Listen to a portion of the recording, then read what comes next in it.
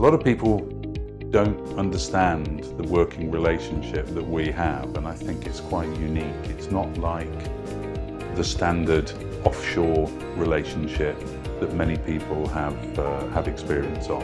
What we have is a proactive partnership that works together.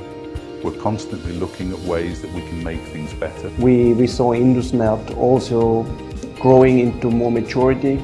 I mean, it wasn't a bad point to start off, but it even improved.